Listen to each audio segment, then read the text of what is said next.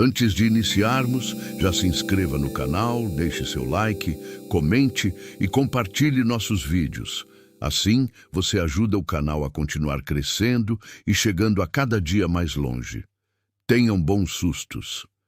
Eu nunca gostei muito da agitação do Natal. Shoppings lotados, parentes falsos, o barulho excessivo. Por isso, naquele ano, eu convenci a Mariana, minha esposa, a fazermos algo diferente. Alugamos um chalé isolado na Serra da Mantiqueira. A promessa era simples: silêncio, vinho, lareira e nós dois. Se eu soubesse, teria escolhido o barulho, teria escolhido a multidão. 24 de dezembro, 22h45. A chuva começou cedo e não parou. Não era uma chuva de verão comum. Era uma tempestade pesada, daquelas que fazem as janelas vibrarem. A estrada de terra que levava ao chalé já devia ter virado um lamaçal intransitável. Estávamos ilhados, mas na minha ingenuidade achei aquilo romântico. Estávamos terminando de arrumar a mesa. O cheiro de peru assado, misturado com o da madeira úmida da casa, criava uma atmosfera acolhedora. Foi quando a luz acabou. Droga, resmunguei, tateando em busca do celular para usar a lanterna. Ficou um breu absoluto. O silêncio da casa só era quebrado pelo tamborilar violento da chuva no telhado. Acendemos algumas velas que havíamos trazido. A luz trêmula das chamas fazia as sombras dos móveis dançarem nas paredes de madeira, criando formas alongadas e distorcidas. Foi nesse momento, entre um trovão e outro, que ouvimos toque, toque, toque. 3 batidas secas na porta da frente. Mariana congelou, segurando uma taça de vinho no ar. Olhamos um para o outro. Estávamos a quilômetros da cidade mais próxima. Não havia vizinhos visíveis. Ninguém deveria estar ali. Deve ser o caseiro, sussurrei, tentando convencer a mim mesmo. Peguei um castiçal pesado de metal, instinto, puro instinto, e fui até a porta. Espiei pelo olho mágico, mas estava tudo escuro lá fora. Quem é? Gritei, minha voz soando mais aguda do que eu gostaria. Meu carro atolou. Por favor, eu estou congelando. A voz era abafada, fraca. Parecia a de um homem idoso. A culpa cristã do Natal pesou. Eu não podia deixar alguém morrer de hipotermia na minha varanda. Destranquei a porta, mas mantive a corrente de segurança. A luz da vela iluminou um homem encharcado. Ele usava um gorro de Papai Noel barato, desses de feltro, que agora parecia um trapo vermelho e triste colado à testa. Ele sorria, mas os olhos não sorriam. Eram vidrados, focados não em mim, mas no interior da casa. Posso entrar? Só para secar? É Natal. Abri a porta. Foi o maior erro da minha vida. Ele entrou pingando no tapete. Carregava um saco de lixo preto, pesado, que arrastava no chão com um som úmido. Obrigado, disse ele. Bela casa. Cheiro bom. Carne. Peru, respondeu Mariana, a voz trêmula, parada no meio da sala. O homem que disse se chamar apenas Noel, uma piada de mau gosto, pensei, sentou-se à mesa sem ser convidado. Ele não tirou o casaco molhado. Ele olhava para a comida com uma fome que não parecia humana, era animal. Vocês têm filhos? Ele perguntou, pegando uma coxa de peru com a mão nua e suja. Não. Menti rápido. Mariana estava grávida de 4 meses, mas sua barriga ainda não aparecia muito sob o suéter. Ele parou de mastigar. O suco da carne escorria pelo queixo dele. Ele olhou para a barriga dela, depois para os meus olhos. Ele sabia que eu estava mentindo. Mentir é feio. O Papai Noel sabe. O clima pesou de uma forma sufocante. Notei que a água que escorria da barra da calça dele não era apenas água. Havia um tom acobreado, rosado, se misturando à lama no chão, sangue diluído. Meu coração disparou. Olhei para o saco de lixo preto aos pés dele. Tinha a forma de algo, ou alguém enrolado. O que tem no saco? Perguntei, segurando o castiçal com tanta força que meus dedos doeram. Ele sorriu, mostrando dentes amarelados. Presentes, para os vizinhos lá de baixo. Mas eles não puderam receber. Estavam indispostos. A compreensão me atingiu como um soco. A casa lá de baixo era a do caseiro e sua esposa. Saia, eu disse, tentando soar firme. Saia da minha casa agora. Ele se levantou devagar.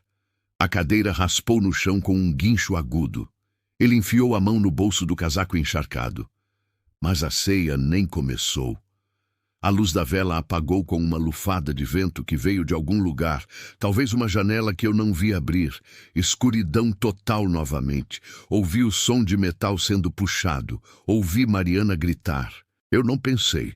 Arremessei o castiçal na direção onde ele estava e me joguei sobre Mariana, derrubando-a no chão. Ouvi um baque surdo e um gemido de dor, seguido de uma risada baixa, gutural. Ho! Ho! Ho! Arrastei minha esposa pelo chão até o quarto, tranquei a porta e empurrei a cômoda contra ela. Ficamos lá no escuro, ouvindo. Ele não tentou arrombar a porta. Ele não gritou. Ele apenas começou a comer. Ouvimos o som dele rasgando a carne do peru, mastigando ossos, derrubando pratos, e enquanto comia, ele cantarolava Noite Feliz. Mas a melodia estava errada, lenta, arrastada.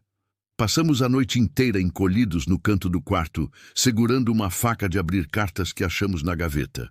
Quando o sol nasceu e a chuva parou, o silêncio voltou. Esperamos 2 horas antes de sair. A sala estava destruída.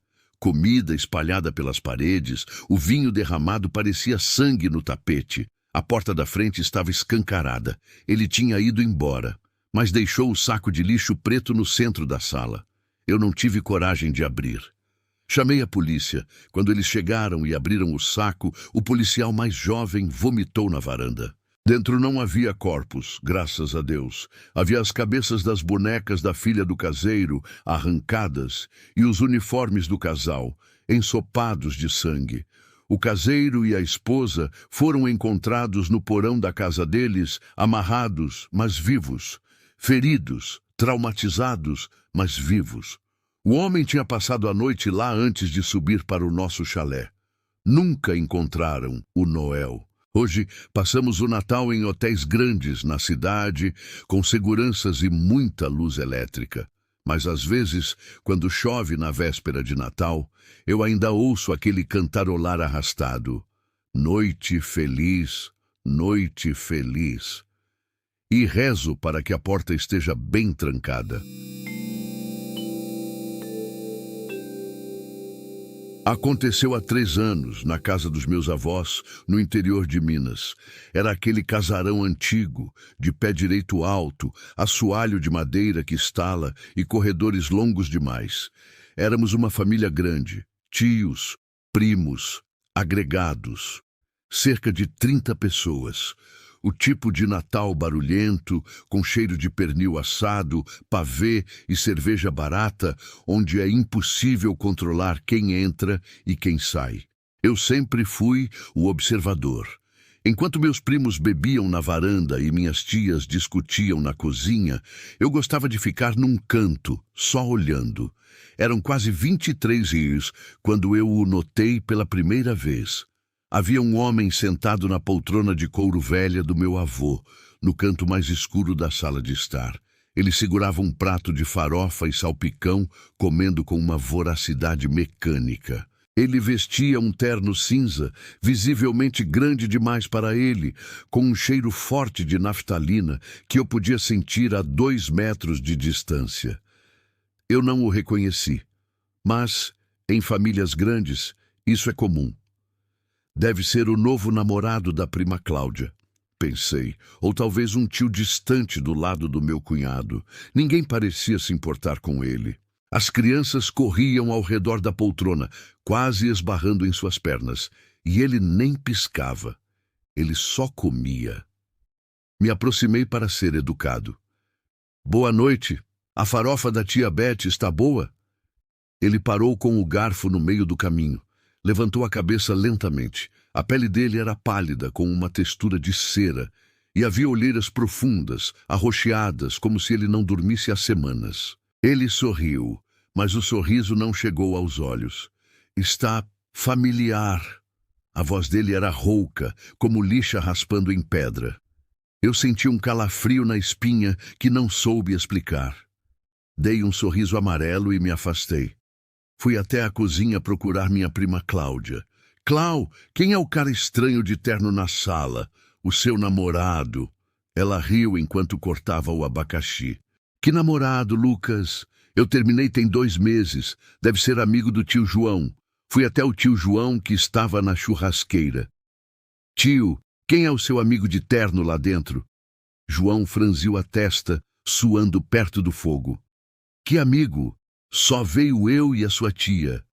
Um nó começou a se formar no meu estômago. Perguntei para mais 3 pessoas. Ninguém sabia quem ele era. Mas o pior não era isso. O pior era que todos assumiram que ele estava com outra pessoa. Essa é a falha da segurança social. Ninguém questiona um homem de terno no Natal. Voltei para a sala. A poltrona estava vazia. O prato estava no chão, lambido, limpo. Senti um alívio momentâneo, achando que ele tinha ido embora. Foi então que olhei para a escada que levava aos quartos do 2º andar. No topo da escada, na penumbra, vi a barra da calça cinza desaparecendo no corredor. Meus primos pequenos, Lucas e Sofia, estavam brincando de esconde-esconde lá em cima. O pânico é uma coisa curiosa. Ele não me fez gritar. Ele me fez ficar gelado e silencioso. Subi as escadas, tentando não fazer barulho nos degraus de madeira. O cheiro de naftalina ficava mais forte a cada passo. Era um cheiro antigo, de guardado, misturado com algo azedo. Suor râncido. Cheguei ao corredor. As portas dos quartos estavam abertas, a luz entrando pelos vãos. Mas a porta do final do corredor, a que dava acesso ao alçapão do sótão, estava entreaberta. A escada retrátil estava baixada. Eu ouvi a voz da minha sobrinha, Sofia, de 5 anos. Você mora aqui com o Papai Noel? E a voz rouca respondeu, eu moro aqui, mas o Papai Noel não vem aqui em cima. É muito apertado. Eu não pensei. O instinto animal tomou conta. Entrei no quarto e vi a escada do sótão. As pernas de Sofia balançavam. Ela estava subindo. Sofia! Gritei. O som rasgou o silêncio da casa. A música lá embaixo parou? Não sei. Meu mundo se resumiu àquele corredor. Puxei Sofia pelas pernas com força. Ela caiu no meu colo chorando. Olhei para cima, para o buraco quadrado e escuro do sótão. Um rosto apareceu lá em cima. O homem. Mas agora, sob a luz direta do corredor, eu reconheci o terno. Não era um terno qualquer. Era o terno do enterro do meu avô, que estava guardado no armário do quarto principal há 10 anos. Ele olhou para mim. Os olhos dele eram vidrados, insanos. Ele segurava uma faca de cozinha, uma daquelas grandes de cortar carne, que havia sumido da preparação da ceia horas antes. Feliz Natal, ele sussurrou. E então ele puxou a escada retrátil para cima com um estrondo violento e trancou o alçapão por dentro. A polícia chegou em 15 minutos. Eles arrombaram o sótão. O que encontraram lá em cima mudou nossa família para sempre. O homem não estava sozinho, ou melhor, ele não estava lá apenas naquela noite. Havia um colchão velho, restos de comida enlatada, garrafas com urina e pilhas de roupas da nossa família que haviam sumido ao longo dos meses. Havia fotos nossas dormindo. Fotos tiradas de frestas, de ângulos altos. Ele estava vivendo no sótão da casa dos meus avós há pelo menos 4 meses. Ele descia quando a casa estava vazia, ou à noite, enquanto todos dormiam. Mas naquela noite de Natal, ele se sentiu confiante, ele se sentiu parte da família. Quando a polícia entrou, ele não reagiu. Estava sentado no canto, usando o terno do meu avô, abraçado a uma boneca velha da minha prima. Descobriram depois que ele era um paciente psiquiátrico que havia fugido de uma instituição na cidade vizinha. Ele era inofensivo na maior parte do tempo, disseram os médicos. Mas a faca que ele levou para cima estava afiada. E ele tinha feito uma lista num caderno sujo, uma lista de quem foi bonzinho. O meu nome não estava nela. Hoje, não passamos mais o Natal naquela casa. Vendemos o imóvel. Mas até hoje, quando estou em uma festa cheia de gente em qualquer lugar, eu me pego contando as pessoas. Olhando para os cantos escuros, cheirando o ar em busca de naftalina, porque o mais assustador não foi ver o rosto dele. O mais assustador foi perceber o quanto ele parecia confortável sentado na nossa poltrona e como nós demoramos tanto para perceber que havia um monstro comendo à nossa mesa.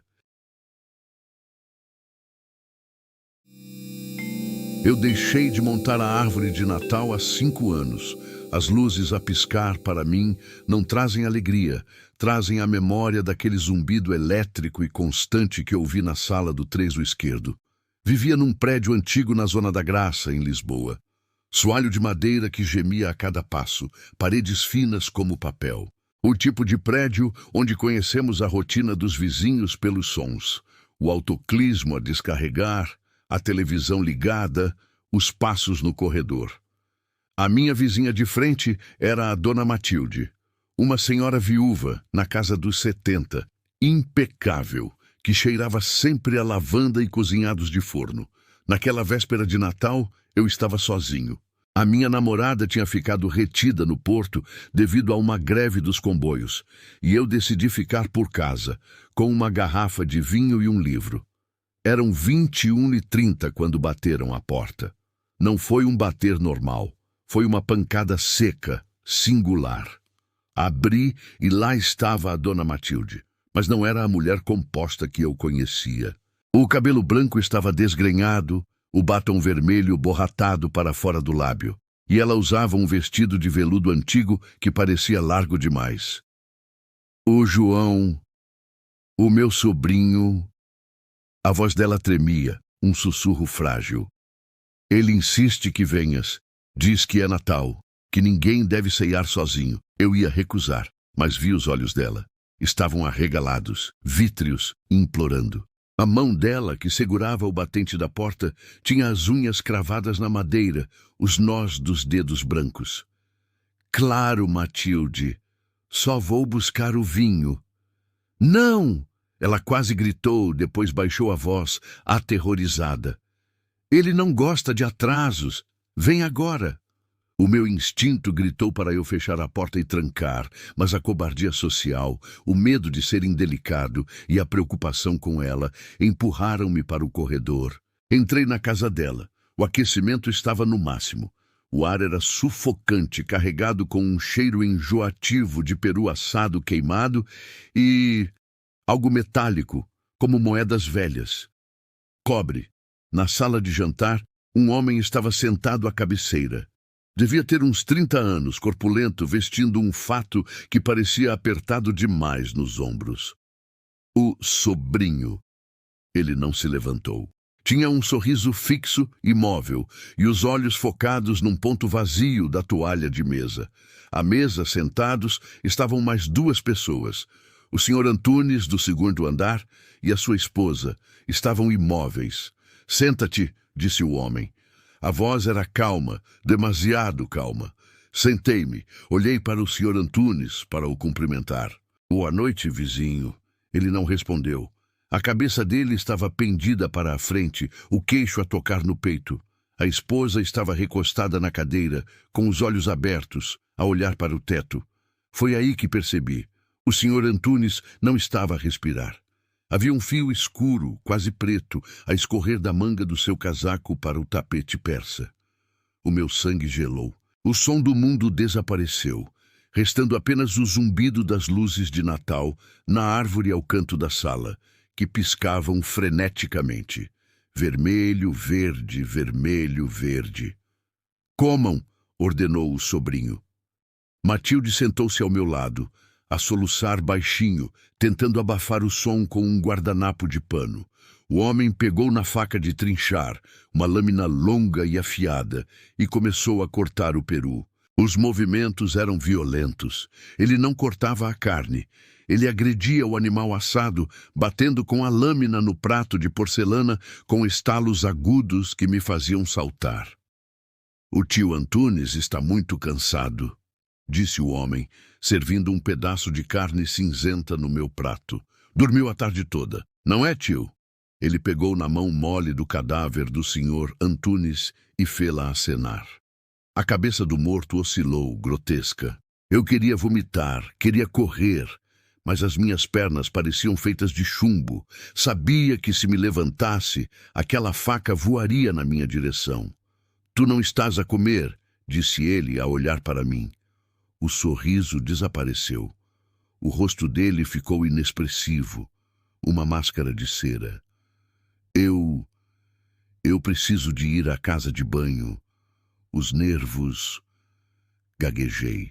Ele analisou-me. O silêncio durou uma eternidade, apenas quebrado pelos soluços abafados da Matilde e pelo bzzt-bzzt das luzes. "Rápido. O Pai Natal chega à meia-noite." Levantei-me devagar. Caminhei até ao corredor. Assim que entrei na casa de banho e fechei a porta, não usei o trinco. Sabia que o som do metal a rodar poderia alertá-lo. Tirei o telemóvel do bolso. As minhas mãos tremiam tanto que quase o deixei cair na sanita. Marquei 112. "Polícia. Rua da Senhora do Monte. Trezo do esquerdo. Há mortos. Ele está armado." Sussurrei tão baixo que duvidei que a operadora tivesse ouvido. Não puxei o autoclismo. Abri a janela da casa de banho. Felizmente havia um parapeito largo e o andaime das obras do prédio vizinho estava a menos de 1 metro. Enquanto passava uma perna para fora, ouvi a cadeira a arrastar-se na sala de jantar. "Estás a demorar muito", rugiu ele. Saltei. Aterrei no andaime metálico com um estrondo, esfolei os joelhos, mas não parei. Desci as escadas de ferro a correr, ignorando a dor, ignorando o frio da noite. Quando cheguei à rua, ouvi os gritos vindos lá de cima. Não eram gritos de raiva, eram gritos de dor da dona Matilde. A polícia de segurança pública chegou em 3 minutos, mas pareceram 3 horas. Cercaram o prédio. O homem não se entregou. Quando a polícia arrombou a porta, ele estava sentado no sofá, com a cabeça da dona Matilde no colo, a acariciar-lhe os cabelos brancos enquanto cantava Noite Feliz. Ele degolara-a segundos antes de entrarem. Descobriram depois que ele não era sobrinho de ninguém. Era um vagabundo com historial de esquizofrenia paranoide que tinha entrado no prédio quando alguém deixou a porta da rua mal fechada. Tinha rendido a Matilde às 2 da tarde. Tinha passado o dia inteiro a torturá-la psicologicamente, obrigando-a a cozinhar a ceia, enquanto os vizinhos do 2º andar, que tinham subido para levar um presente, jaziam mortos na mesa há horas. E eu estava no quarto ao lado, a ler um livro, a ouvir música nos auscultadores, alheio ao horror que se passava a 3 metros de mim. Hoje vivo numa moradia isolada, com muros altos e alarmes. Mas todos os anos, na noite de 24 de dezembro, eu desligo o quadro elétrico. Não suporto ver luzes a piscar.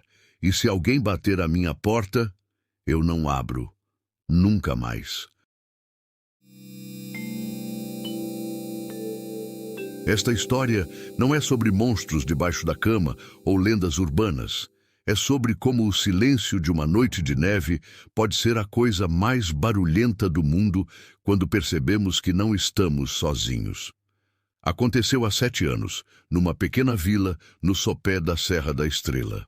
Eu e o meu irmão, o Tiago, decidimos passar o Natal na antiga casa de campo do nosso avô, que tinha falecido meses antes. Era uma casa de pedra bruta, isolada, onde o vento costumava uivar pelas frestas das janelas de madeira. 24 de dezembro, 23h15. Lá fora, a neve caía com uma densidade que eu nunca tinha visto. O mundo parecia ter sido embrulhado em algodão hidrófilo. Não se ouvia um carro, um animal, nada. Dentro de casa, a única luz vinha das brasas moribundas da lareira e de um cordão de luzes de Natal antigas que o meu avô tinha deixado montado. Elas emitiam um zumbido elétrico baixo e constante, um bzzz que parecia perfurar o crânio. O Tiago já estava a dormir no sofá. Eu estava sentado na poltrona a terminar um copo de vinho quando ouvi o primeiro som. Schlick, schlick, schlick. Era um som úmido, como se alguém estivesse a arrastar um pedaço de carne crua pelo soalho de madeira do andar de cima. Congelei. O meu primeiro pensamento foi: ratos. Mas os ratos não pesam o suficiente para fazer as tábuas de carvalho rangerem daquela forma. Olhei para o teto. O som vinha do quarto do meu avô, o quarto que estava trancado desde que chegamos. Tiago, sussurrei.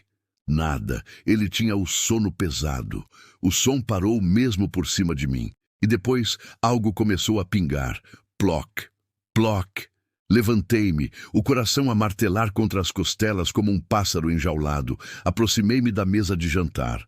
No meio da toalha de renda branca estava a cair um líquido escuro e viscoso vindo de uma fresta no teto. Não era água. Tinha um cheiro metálico, acre, que me revirou o estômago. Sangue. Subi as escadas. Cada degrau parecia um tiro de canhão no silêncio da casa. Cheguei à porta do quarto do meu avô. A chave estava no meu bolso, mas a porta estava entreaberta. A luz do corredor iluminava apenas um pedaço do chão. Vi pegadas de pés descalços, mas estranhas. Os dedos eram demasiado longos e havia marcas de garras no fim de cada um. As pegadas eram feitas de sangue fresco e levavam para debaixo da cama. Entrei no quarto. O frio ali dentro era sobrenatural. A minha respiração saía em nuvens densas. Olá? A minha voz falhou. Nesse momento, as luzes de Natal lá embaixo deram um estalo e a casa mergulhou na escuridão total. O zumbido elétrico parou.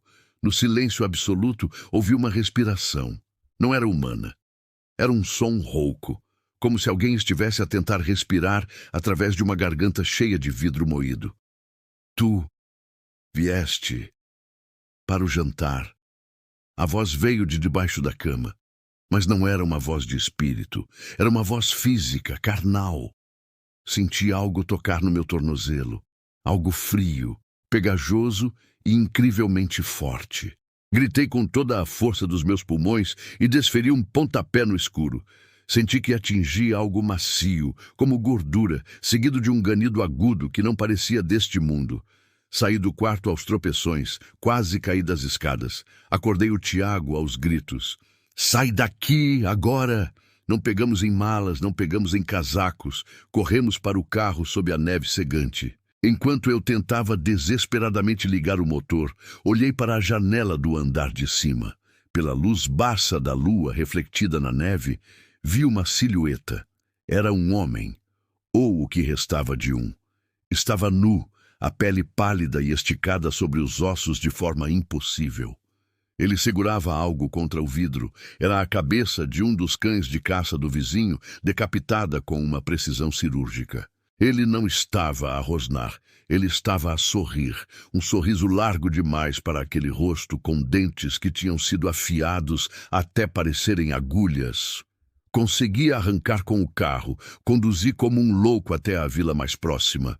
A polícia foi lá na manhã seguinte. Não encontraram ninguém, mas encontraram o que estava debaixo da cama. Havia um ninho, feito de roupas velhas do meu avô, restos de animais e dentes humanos. Milhares de dentes, cuidadosamente organizados por tamanho, formando um círculo no chão. O sangue que pingava no teto vinha de uma carcaça de veado pendurada no sótão, mesmo por cima daquela fresta. O mais assustador não foi o que encontraram, mas o que os peritos disseram. Pelos resíduos e pelo estado do ninho, aquela coisa, aquele homem ou criatura, vivia ali conosco desde o dia em que chegamos. Ele observava-nos enquanto dormíamos. Ele comia a nossa comida quando íamos dar passeios. O meu avô não morreu de causas naturais. O relatório da autópsia dizia ataque cardíaco. Mas agora eu sei. Ele morreu de puro terror. Hoje passo o Natal num apartamento moderno em Lisboa. Não há sótãos, não há caves, mas todas as noites, antes de dormir, eu verifico o espaço debaixo da minha cama. E às vezes, quando o vento sopra mais forte lá fora, acho que consigo ouvir muito baixinho aquele som úmido. Slick, slick, slick. Eu tinha 24 anos e, por causa de um trabalho de tradução urgente, não consegui viajar para estar com a minha família. Fiquei sozinho num casarão alugado no interior do Paraná, uma construção de 1940, com janelas de guilhotina e um sótão que cheirava a pó e a segredos. 24 de dezembro, 23h40. A noite estava estranhamente abafada. O ar pesava. Eu estava na sala, apenas com a luz da árvore de Natal acesa, uma daquelas árvores artificiais baratas, cujas lâmpadas de LED azuis lançavam um brilho fantasmagórico nas paredes.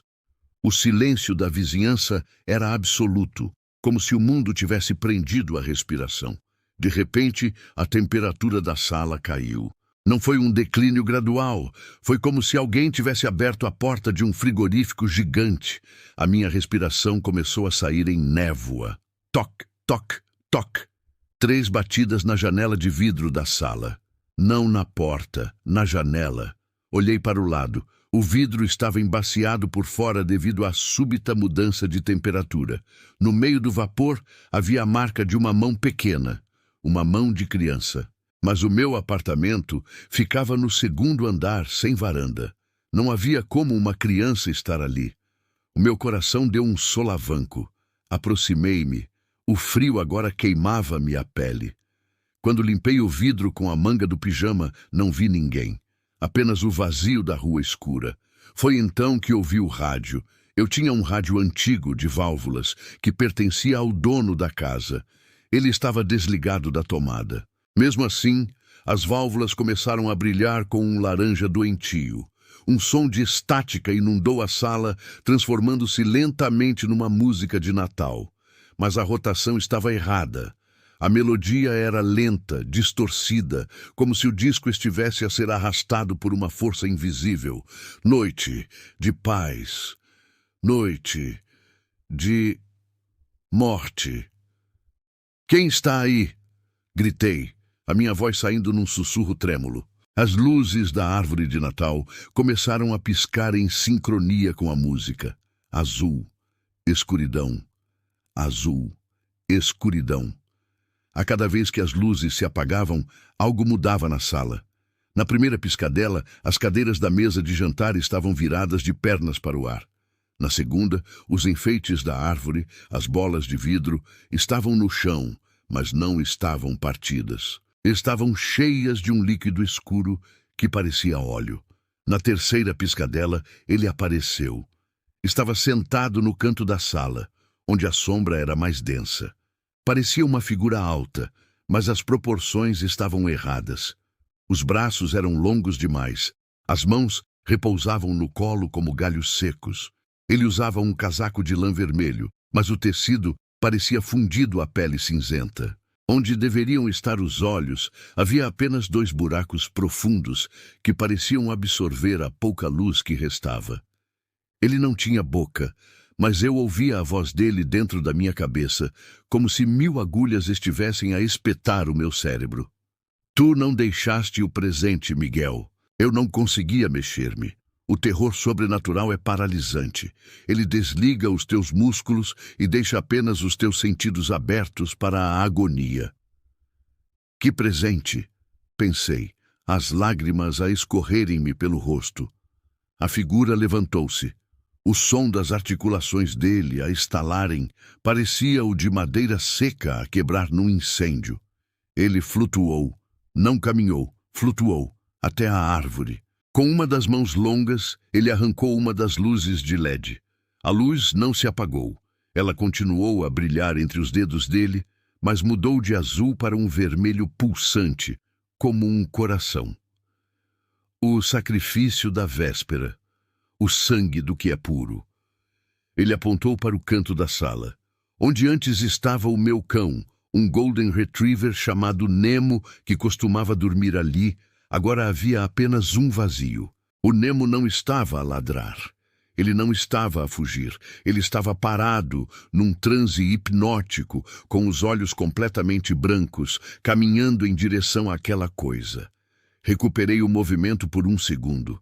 Gritei o nome do Nemo e atirei-me para a frente, mas atravessei a figura como se ela fosse feita de fumo frio. Caí no chão e o gelo queimou-me as palmas das mãos. A criatura inclinou a cabeça, um ângulo de 90 graus. Impossível. A dívida desta casa é antiga. O teu avô pagou, o dono anterior pagou, agora o silêncio é teu. A música do rádio aumentou de volume até se tornar um ruído branco insuportável. As lâmpadas de casa explodiram ao mesmo tempo. No escuro total, senti um sopro gelado no ouvido e uma frase final. Até ao próximo ciclo. Quando as luzes da rua voltaram a iluminar a sala, tudo parecia normal. As cadeiras estavam no sítio, o rádio estava frio e desligado. O Nemo estava a dormir no seu canto, mas quando o chamei, ele não acordou. Ele nunca mais acordou. O veterinário disse que foi uma paragem cardíaca súbita. Coisa de cão velho, disse ele. Mas o Nemo tinha apenas 3 anos. E há um detalhe que não contei à polícia nem ao veterinário. Quando peguei no corpo do meu cão para o levar, notei algo na sua pata traseira. Havia uma marca de queimadura, pequena, perfeita, no formato de uma mão de criança. Desde esse dia, eu não fico em casa no Natal. Vou para lugares barulhentos, hotéis cheios de gente, onde o som da estática não possa ser ouvido. Mas às vezes, quando o frio bate no vidro da janela, eu ainda vejo a marca daquela mão.